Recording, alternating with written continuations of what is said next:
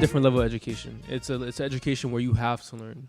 And it sounds like the person you were before being in this space, what like college kind of would have pushed you more into that space. You're probably in a 100-person lecture. Right. Yeah, you're in this Right, lecture, right, but then you're back in your dorm room being enclosed, right back in the video games, brother. You don't have that option. You don't have that option here. You don't have that option in here Right. because you're the face of a brand. So I see what you mean. And by 1,000%, right? Like I had to literally, I had no option other than to figure things the fuck out. Yeah. And I would like to say, excuse my language, but I had to figure it the fuck out. And ultimately, that's really what it had to be. And I enjoyed it, right? Enjoying the process, enjoying the people I had to be around. Shout out Steve, because Steve is the big reason, or the biggest reason that I can even talk to people the way I talk to people. And I know everything, knowing anything is knowing you know nothing. I still have to learn day by day of how I can become my best self, talking to people, making people feel welcome, making people feel as though, you know, building that relationship. But at the same time, he was able to give me that perspective that I needed at 16 years old. Big up, Steve. Big up, So Steve. that's good that we go into Steve, because everybody knows Steve as kind of another face of Sneaker Box. He's always in here. I know a lot of people have asked me about Steve just being in here, and they know him from various other places. Yeah. That was one of your first hires. How did that come about? So, question. I'm gonna let you handle that. Can I go to the bathroom real quick? Because you're the one that really built that relationship he has with Steve. the relationship. Okay, yeah. And I'm gonna let you kind of handle that. Run. I'm gonna go to the bathroom. Thanks.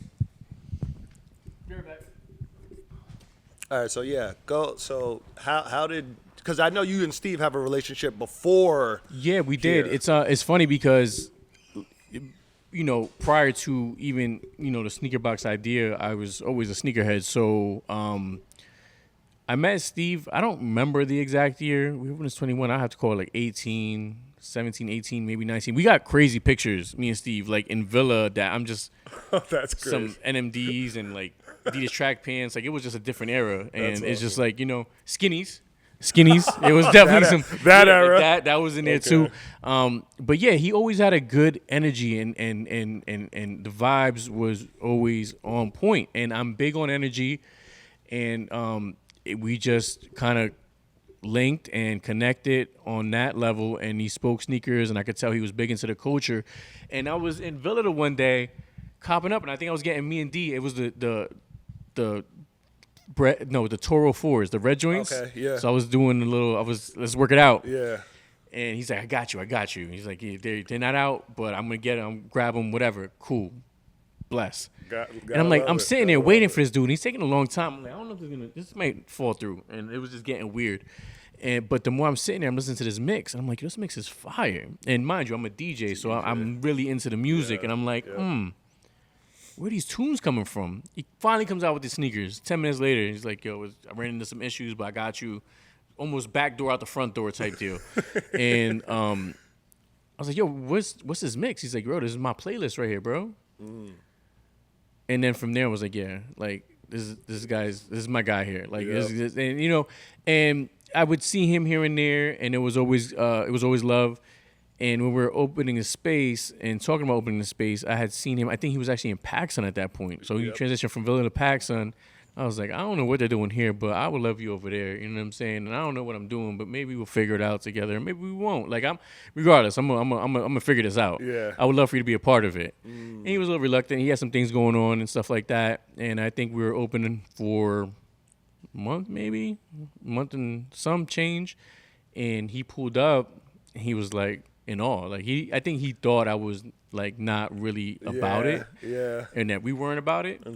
And he saw it firsthand, and I think a few days later he was like in, and it was like, all right, let's go. And it was great because I kind of, you know, I was day to day in here, and it was, you know, kind of figuring things out, and it was minimal training because he had a background and understood the business to a degree. It was a little bit different from what he's used to, but I feel like he ended up being a really good, not mentor, but he assisted with D because he had so much customer service, you know, and just being out and about and personable. So I feel like that also helped, and it's been a blessing ever since. You know what I'm saying? It's been great.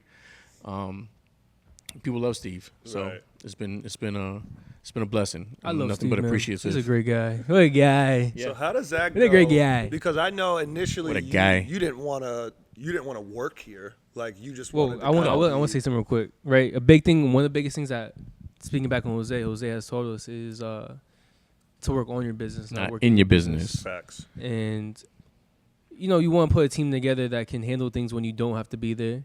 Shout out Jose. That's really entrepreneurship 101, right? It's to give yourself the peace of mind, right? You don't want to work for somebody, so what do? You put a team in place to work in the business while you work on the business, and that's processes. That's future, in our case, future drops, right? And that's kind of what we're looking to do. I mean, that's kind of what we do at this point, is like working on the business. Yeah, in the business. like it's to the point I'm still in the business. But, 100%. It's more like it's getting to the point where you're networking and we're scaling and we're looking at like what does that look like? From a business standpoint, is that merchandise? Is that inventory?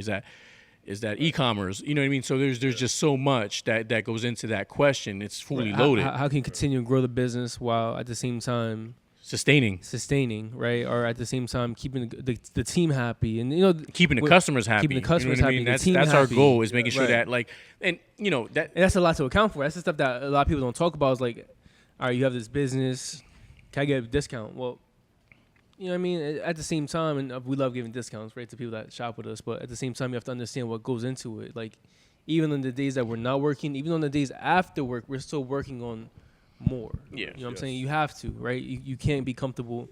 You have to be comfortable being uncomfortable. And I think being an entrepreneur is that defines being an entrepreneur. And, we're just always trying to figure out what's next, what we could do. And it's never ending. Never ending. So can we go back to Steve for a second and get into your first impression of Steve and your first meetings and how that relationship kind of transpired? Bro, the first time me and Steve hung out together, we went to Palmer Park Mall together. Bro, I was driving him. It was him, his boy, and some chick he was messing with. Can we actually speak about the age difference too?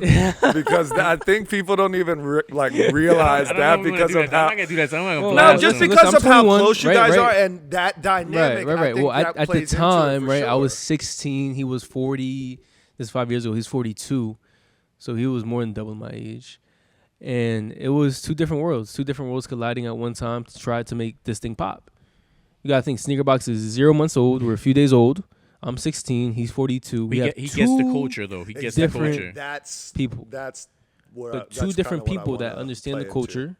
Two different people that have the best intentions of the business, and two people that are really working together. Because really, for a long time, obviously, he was very hands-on at first, but nowadays it's really me and Steve kind of being the backbone of what we do on a day-to-day basis, not from an overhead standpoint, but in store, and it's really about perspective. I mean, he gave me the perspective of customer service. He gave me the perspective of going above and beyond to create a relationship. And I gave him the perspective of business and gave him the perspective of how we can work together to make this thing really, really grow from a back-end standpoint, from an in-person standpoint, and then we just go about our business. But my first impression of Steve, man, I took him to Palm Park Mall. He was like, bro, how old are you? I'm like, 16. He was like, you drive like this? I'm like, bro, I got my license like a week ago. Like, I just got my license a week ago. He was like, bro, you I think you've been driving for years. I'm like, promise you, I just got this car a month ago. And he's like, And then, we got to talking, and he's an amazing dude. You know what I mean? Yeah. He's very genuine, very, very passionate about the things he's passionate about. And I found passion in it just from his passion. You know what I mean? That being just building relationships with people. Steve is... When he goes home at night, like, people always have like things that they care about. Steve cares about people. And although at times, we all love Steve, right? He may have his moments where he might just be to himself, but I think he'd be to himself because he's thinking about people. Like, the dude really cares about the people in his life. And whether or not we kind of understand it to be that, Steve as a man is all about positivity and bringing people together, especially the people that he cares about.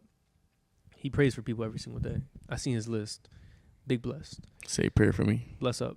My man. But you know what I mean, being able to be around that from a young age I was able to like, honestly, I'll be in class and the shit that I cared about compared to people that I was talking to was like, yo, why do you not care about the shit that I care about? You know what I mean? But it's because the people I was around. I was always around older people, right? My best friend is really Steve has been my best friend since we spend all our time together. That's I mean, messed it's up. inevitably.